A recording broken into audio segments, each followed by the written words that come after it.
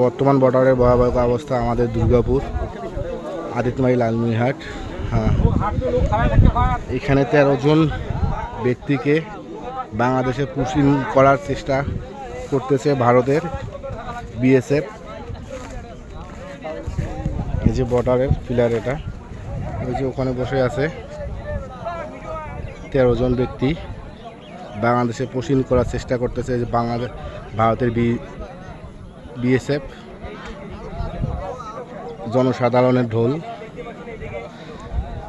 এখানে।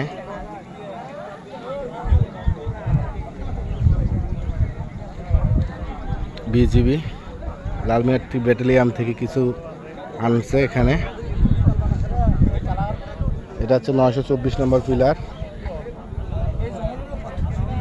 924 নম্বর পিলার, দুর্গাপুর আদিতমারি লালমনিরহাট।